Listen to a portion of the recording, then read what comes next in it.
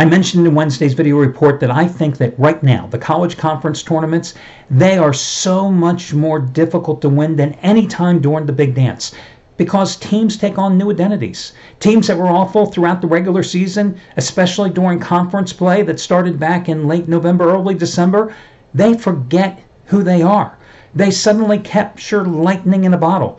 The Cinderella slippers start to fit, and they don't turn back into pumpkins. Teams that were so good the past few months, they forget how to play.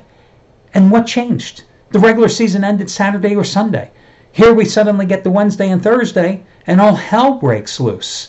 We saw Nebraska here in the Big Ten tournament, a team that had a horrific regular season. They win 2 games. We saw, as I pointed out in the West Coast Conference Tournament, that the number 8 and number 7 seeds, Pepperdine and San Diego, suddenly reached the conference semifinals by hitting 3 games in 3 days.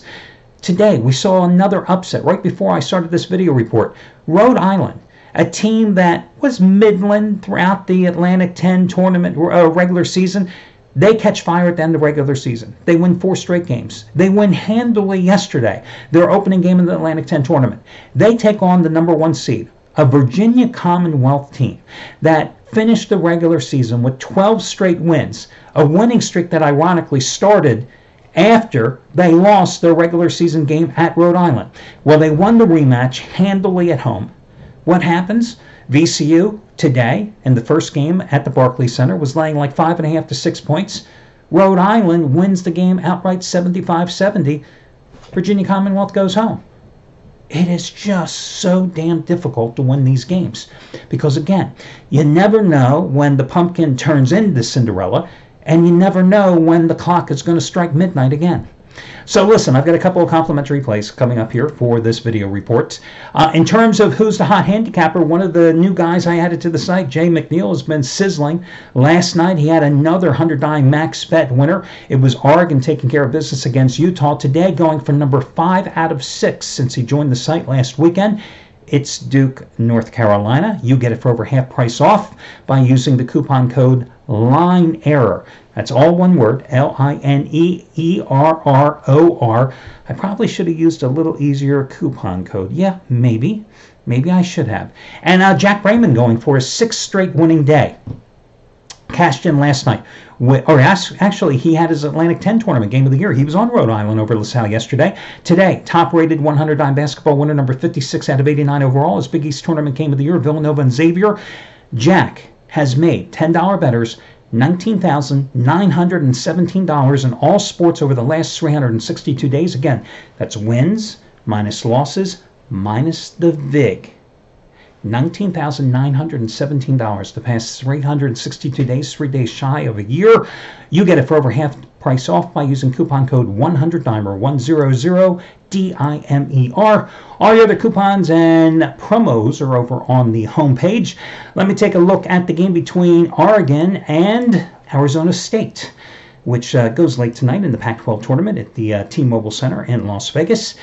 Tips off at 11:30 Eastern Time. Now, Oregon won again last night, 66-54 over Utah. They rallied from a 24-18 halftime deficit in that game, outshot the Utes in that game, 43.9% to 34.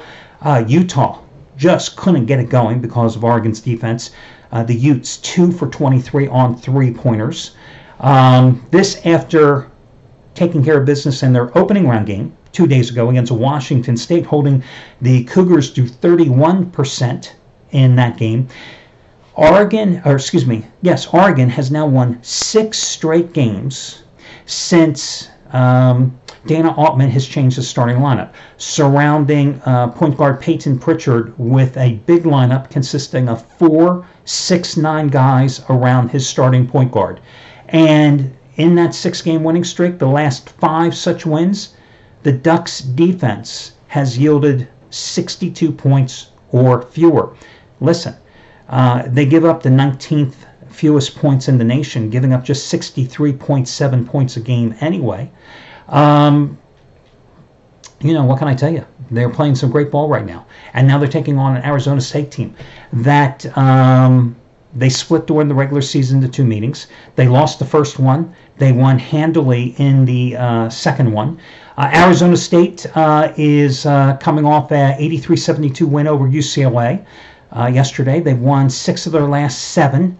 The lone loss in that stretch, ta-da, wait for it, it was a 79-51 loss at Oregon on February 28th. In that game, Oregon out-rebounded them 44-26. Why? Probably helped that Dana Altman started 4 guys that were 6'9" and had them on the floor at the same time. In that game, Arizona State shot just 32.1% from the floor, 3 for 24 from three-point land. That was a season low. Oregon instead shot 49.2% in that contest. I just like Oregon here. I think it's a cheap price for a team that's on a red-hot roll. Again, I know Arizona State has been playing well too, but this Arizona State team has been wildly inconsistent here. Arizona State probably needs this game because they're on the bubble to enhance their big dance chances. I don't think they get it, and I do like Oregon in this contest. Now, the other game. My best bet happens to be on the first ACC semifinal or quarterfinal tonight, that one being on the Virginia game against Florida State. The other little game tonight is Duke and North Carolina. Duke is a 3-point favorite. Duke has Zion Williamson back. Didn't have him in the 2 games against North Carolina. Of course, in the first meeting, he hurt his knee in the sneaker blowout 1 minute into the contest, missed the second game. I look at it this way. He is playing. Duke is going to win. I really don't have to say more than that. Seriously. I can give you a bunch of other stats. I can give you a bunch of mumbo jumbo, but it really comes down to that. The big guy is playing. Duke is going to win. Usolli returned to the lineup last night. He had 13 shots from the field. He hit all 13. He finished with, 29 points, 14 rebounds in 36 minutes in the win against Syracuse? That's good enough reason for me. That and the fact that I never believe in backing Roy Williams in a big game situation, because I've never seen a guy get so little on a consistent basis out of great talent than Roy Williams. Never been a fan of him as a coach. Roy doesn't speak highly of me either, and that's okay. I can live with it. I can sleep on that tonight, and I'm good with that. Okay? Me and Roy, we've never broken bread together, and that's good. I'm okay with that. Duke is going to be the other play. Duke and Oregon are your 2 complimentary plays. I wish you well and talk to you again tomorrow when we do this.